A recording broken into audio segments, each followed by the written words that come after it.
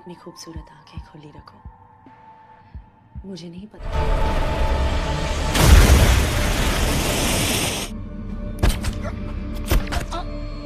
इलाज की जरूरत है। मुझे किसी इलाज की नहीं, तुमसे बात करने की जरूरत है। क्या तुम मुझसे बात Kali ini, Kaladiwa kembali akan mengulas satu film thriller terbaik dari tanah Hindustan berjudul Talash. Film yang mendapat rating 7,2 dari IMDb ini diperankan oleh aktor terbaik Bollywood Aamir Khan, Rani Mukherjee, dan Kareena Kapoor. Buat kamu pecinta film teka-teki silang, film ini sangat recommended banget buat ditonton. Sebelum kita mulai alurnya, yuk kita berdoa bareng. Jadi buat kalian yang menyimak alurnya sampai habis, semoga dilancarkan rezekinya, semoga sehat terus, dan semoga segera mendapat jodoh bagi yang masih jomblo ya. Dan inilah Talash.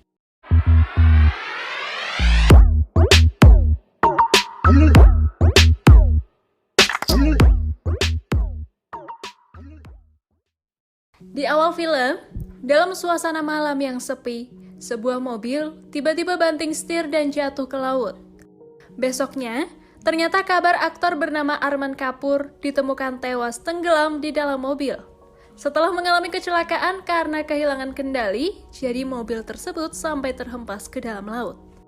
Nah, kejadian tersebut ada di Jalan Seaface, yang merupakan bagian dari kota Mumbai. Dan tempat itu terkenal menjadi daerah buat cewek-cewek untuk menjajakan dirinya. Nah, Inspektur Surjan dan juga asistennya polisi Devraz mulai melakukan penyelidikan. Dan semua bilang ada hal yang aneh, karena tidak ada apa-apa di jalan, tapi pengemudi tiba-tiba banting setir dan jatuh ke laut. Surjan mendapatkan informasi kalau Arman biasanya selalu pergi bersama dengan Ramu, sopirnya, dan juga asistennya. Kita beralih dulu ke adegan lainnya, yaitu di sebuah rumah di daerah Seaface tadi. Ada cowok yang namanya Sashi.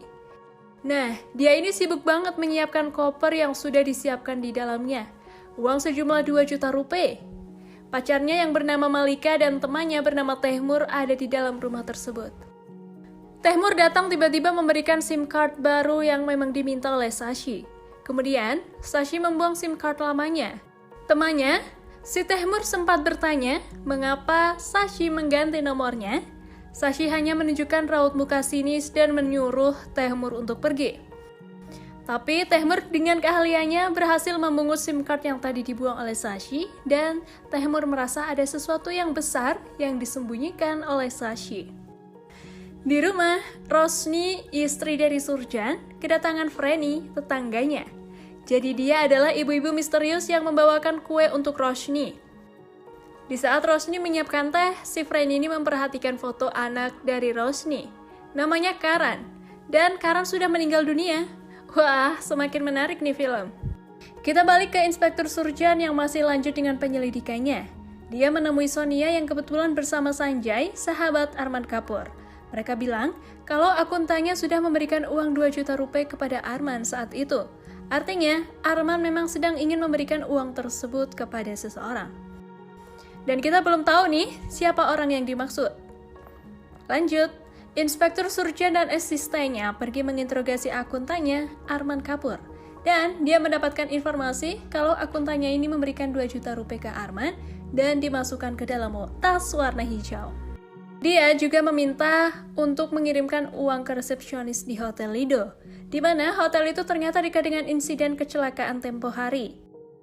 Akhirnya Arman kabarnya di situ menuju ke Hotel Lido untuk menemui Anan Murugan. Tapi si Anan sudah tidak bekerja lagi di situ karena terkena penyakit mematikan. Besoknya, Surjan dan juga Rosni habis menyaksikan pertunjukan tarian. Mereka disamperin sama Freni, si tetangga misterius yang tadi. Dia mau ngasih pesan dari anaknya yang sudah meninggal. Jelaslah Surjan marah, karena nggak mungkin dong anaknya yang namanya Karan sudah meninggal dunia, tidak mungkin bisa mengirimkan pesan. Sontak terjadilah perdebatan antara Surjan dan Freni, hingga menimbulkan pertengkaran antara mereka. Please मेरी बात सुनिए। करण चाहता है कि मैं तुमको बताऊं कि वो तुमसे बात करना। दादा से कहो कि मैं ठीक हूँ, फिक्र नहीं करे। दूर रहिए, समझ गई आप? दूर रहिए हमसे। तुम्हारे बेटे करण का Kita flashback dulu ke beberapa waktu yang lalu. Waktu itu di pantai, Karan bermain jet ski bersama temannya, tapi dia mengalami kecelakaan. Surjan dan sang istri berusaha mencari masuk ke dalam air, tapi Karan tidak ditemukan. Nah, kita kembali lagi ke masa sekarang. Si Surjan ini setiap kali memikirkan tentang meninggalnya anaknya ini, ia selalu keluar malam. Dan saat itu kebetulan di tengah jalan, dia bertemu dengan cewek kupu-kupu malam namanya Rosie. Setelah dirayu-rayu oleh Rosie dan mengobrol dengannya, akhirnya Surjan mendapatkan informasi dari Rosie bahwa Anan itu ada di Melur dan dia terkena penyakit AIDS. Akhirnya Surjan meminta asistennya untuk menyelidiki Anan. Dan Surjan mendapatkan informasi dari asistennya jika memang Anan menerima tas berwarna hijau dari akun tanya Arman Kapoor untuk diberikan kepada seorang pria bernama Sashi. Surjan bersama dengan pasukannya lanjut menemui Sashi, tapi dia gagal menemukannya. Penyelidikan masih terus dilanjutkan. Akhirnya sang inspektur menemukan orang yang bernama Tehmur. Tehmur pun diinterogasi tentang keberadaan Sashi, tetapi dia menjawab tidak tahu. Di sana seorang polisi berkata jika Sashi telah menerima 2 juta rupiah dari Arman Kapoor, jadi jika Tehmur mengetahui sesuatu, maka lebih baik bicara saja kepada polisi. Tehmur kemudian segera pulang ke rumah dan dia mencoba mengaktifkan SIM card lama Sashi. Dan tiba-tiba ia menerima telepon dari seseorang, orang tersebut mengira ia adalah Sashi. Si penelpon menjelaskan bahwa dia akan memberikan sejumlah uang dan meminta untuk datang ke suatu tempat esok hari. Dan juga meminta Sashi untuk tidak menghubunginya sementara. Sementara itu, Roshni yang penuh dengan rasa penasaran sebagai ibu, ia menemui Franny yang bisa bicara dengan arwah anaknya. Dan saat itu Karan mengatakan kepada Franny melalui tulisan di kertas kepada Roshni untuk tidak terlarut dalam kesedihan. हमेशा आपके साथ हूँ मम्मा मैं यहाँ हूँ आपके पास मैं आपको इसी तरह मुस्कुराता हुआ देखना चाहता हूँ कि आप दोनों मेरी वजह से दुखी हैं. Beberapa hari kemudian, ternyata Sashi ditemukan tewas di karnaval. Nah, Tehmur yang tahu akan hal ini mencoba langsung merangsek masuk ke rumah Sashi dan dia menemukan sebuah kaset rekaman. Lalu dia menerima dan menemukan informasi tentang Arman, di mana di dalam video tersebut terlihat Arman sedang bersama dengan Sanjay dan juga Rosie di Hotel Lido. Keesokan harinya, saat Surjan ada di rumah Sonia bersama Sanjay, tiba-tiba Tehmur menelpon Sanjay dan mengancamnya untuk memberikan uang sejumlah 5 juta rupiah karena dia tahu bahwa Sanjay yang membunuh Sashi di karnaval. Kalau yang ini adalah adegan saat sang inspektur berusaha membuat sang istri tersenyum kembali. Jadi Surjan ini mengajak Roshni untuk nonton film komedi di bioskop. Caranya cukup berhasil menghibur sang istri, tapi perdebatan terjadi lagi di antara mereka berdua. Hal ini dipicu saat selesai menonton, mereka bertemu dengan teman-teman mereka, dia membawa anaknya bernama Samar. Nah, setiap melihat Samar, Surjan selalu teringat dengan Karan dan selalu menyalahkan dirinya sendiri. Roshni pun gantian berusaha menghibur Surjan. Roshni ini sudah mengikhlaskan kematian anaknya, dia berusaha membuat Surjan untuk tidak larut dalam kesedihan, tapi Surjan tetap tidak bisa, maka kembalilah terjadi percekcokan antara keduanya. Surjan kemudian menemui Rosie. Beberapa polisi yang lain melihat mobil Surjan. Mungkin mereka berpikir bahwa inspektur mulai nakal. Udah berani jemput Mbak Rosie terang-terangan. Dan Mbak Rosie ini mengajak Surjan ke tepi pantai, tempat kesukaannya. Di sini Rosie bercerita banyak hal sampai sang inspektur berkata jika di sini bukan tempatnya Rosie. Rosie lalu menjawab dia menunggu Surjan untuk menyelamatkannya. Maksud Surjan tentu menyelamatkan Rosie agar terlepas dari dunia pelacuran yang membelenggunya.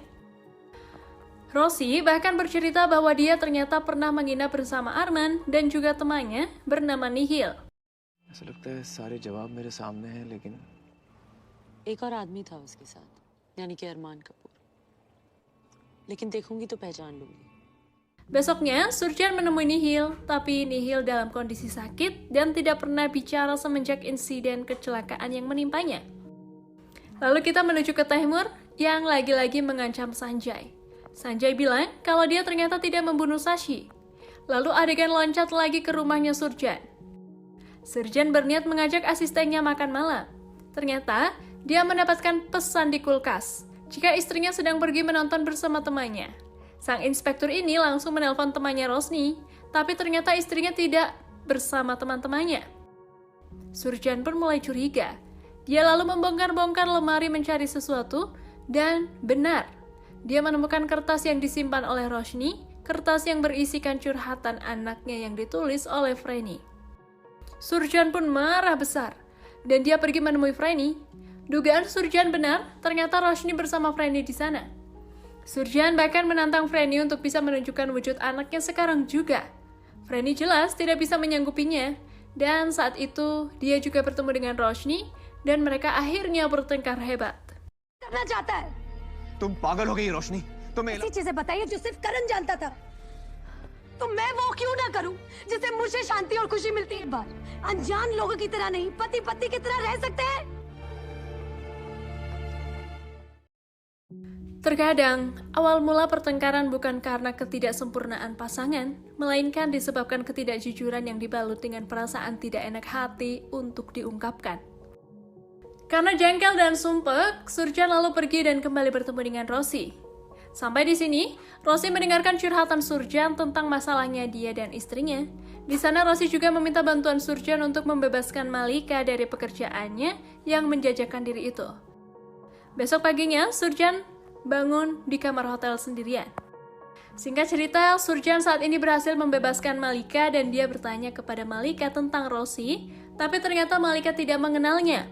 Surjan pun bingung, tetapi memang Malika sempat bilang kalau nama mereka itu setiap waktu bisa berubah-ubah karena pekerjaan ini. Kadang bisa jadi Rosi, kadang bisa jadi Jane atau Jasmine. Malika merasa kalau Surjan ini memang polisi yang baik. Ia lalu bercerita kalau inspektur harus menyelidiki Tehmur yang dengan paksa waktu itu sempat masuk ke rumahnya. Dia sempat tahu kalau Tehmur mengambil tas hijau di rumahnya. Dan Inspektur Surjan langsung ingat tentang tas hijau berisi uang milik Arman Kapoor. Sementara itu, Tehmur kembali menghubungi Sanjay dan dia meminta uang yang dipintanya agar dimasukkan ke dalam tas biru di stasiun. Setelah mendapatkan tas tersebut, Tehmur justru dikejar oleh orang suruhan Sanjay. Dan ternyata Tehmur sudah mengantisipasi hal ini. Ia pun lalu menukar tasnya dengan kekasihnya yang sudah menunggu di ruang tunggu stasiun. Tehmur yang awalnya berhasil kabur akhirnya tertangkap juga. Lalu Sanjay menyuruh anak buahnya untuk membunuh Tehmur, dan Tehmur pun akhirnya ditembak. Tapi sebelum tewas, Tehmur sempat bertemu Rosi. Tehmur pun sangat terkejut, lalu dia terjatuh dari lantai atas, kemudian tewas mengenaskan. Tidak lama setelah itu, Surjan akhirnya bisa menemui suruhan dari Sanjay yang dirawat di rumah sakit. Nah, dari cowok itulah Surjan mendapatkan informasi bahwa yang menyuruhnya adalah Sanjay. Surjan dan rekan-rekan polisinya langsung mendatangi rumah Sanjay dan menangkap Sanjay atas keterlibatan pembunuhan Sashi dan juga Tehmur. Akhirnya, Sanjay menceritakan semuanya dari awal. Berawal dari pemerasan yang dilakukan oleh Sashi. Jadi, 3 tahun lalu, Arman, Sanjay, dan juga Nihil, mereka pergi hangout bersama. Nihil yang mengenal Sashi pun mengajak mereka ke Hotel Lido, dan di sana mereka menjemput seorang gadis bernama Simran. Nihil mulai merayu Simran di dalam mobil. Waktu itu, pintu samping belakang mobil tidak terkunci dengan benar. Akhirnya Nihil dan Simran jatuh berdua. Lalu Nihil dibawa oleh kedua temannya, sementara Simran dibiarkan tergeletak di tengah jalan. Maka belajarlah tanggung jawab atas masalahmu sendiri, karena lari darinya sama saja dengan menggali lubang kuburmu sendiri. Seminggu kemudian, Sashi menghubungi Arman dan mengirimkan DVD kepada Arman tentang cuplikan dari rekaman kamera di CCTV Hotel Lido. Rekaman tadi terlihat mereka bertiga sedang meninggalkan lobi hotel bersama Simran. Sashi juga bilang bahwa Simran telah tewas dan ia sudah menguburnya di suatu tempat. Rekaman video itulah yang dipakai Sashi untuk memeras Arman dan juga Sanjay terus-menerus. Surjan yang melihat video tersebut kaget bukan kepala. Ternyata Simran yang dimaksud adalah Rosi. Surjan lalu bilang ke mereka semua bahwa Simran sebenarnya masih hidup, karena selama ini yang membantu dia adalah Simran alias Rosi. Dia berpikir mungkin Sashi telah berbohong tentang Simran yang sudah meninggal. Akhirnya Surjan membawa Sanjay, dan saat mereka mengendarai mobil, tiba-tiba saja Simran muncul tepat di belakang Surjan. Ini benar-benar mengagetkan dan seram. Bahkan Simran ini muncul di depan mobil dan menghadang mereka. Karena kaget, Surjan kehilangan kendali lalu terjun ke dalam laut. Kecelakaan tersebut sama persis seperti yang dialami oleh Arman. Di dalam laut, Surjan berusaha menyelamatkan diri dan melepaskan Sanjay. Tiba-tiba, arwah Simran menolong Surjan. Sementara Sanjay tidak ditemukan. Surjan setelah diselamatkan benar-benar malah makin terguncang. Ia bingung tentang apa yang ia alami.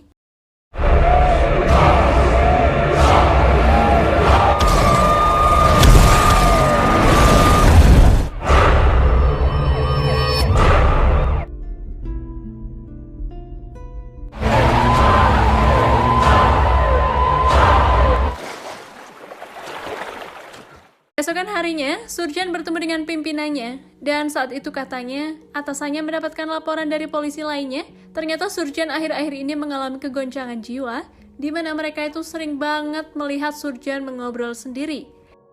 Surjan lalu mencoba flashback, dia ingat kejadian sebelumnya. Beberapa kali teman-temannya memang sering bengong saat melihat Surjan jika sedang bersama Rosie. Dia akhirnya sadar bahwa selama ini Surjan berbicara dengan arwah Simran yang mengaku dirinya adalah Rosie. Atasan Surjan lalu meminta dia untuk cuti sementara dan bahkan dia menjelaskan kepada Surjan bahwa kematian Arman Kapoor murni hanya kecelakaan biasa. Akhirnya Surjan pergi ke tepi pantai yang disukai oleh Rosie dan saat itu tiba-tiba dia juga sadar bahwa Simran terkubur di tempat tersebut. Ia mulai menggali tanah dan ia menemukan mayat seseorang. Surjan kemudian menyemayamkannya dengan layak. Saat kembali ke rumah, Surjan lalu membongkar lemari lagi untuk mencari surat-surat yang sempat ia lihat sebelumnya. Surat yang katanya dari Karan, anaknya. Melihat adegan ini sedih banget loh guys. Surjan membacanya di pinggir pantai. Ini dia surat dari Karan yang sebelumnya dibantu oleh Franny untuk menulisnya. Karan bilang kalau dia sedih banget jika kedua orang tuanya selalu bertengkar karena dirinya. Karan juga menjelaskan kalau semua ini adalah kesalahannya sendiri. Ayahnya tidak perlu selalu menyalahkannya karena meninggalkan Karan.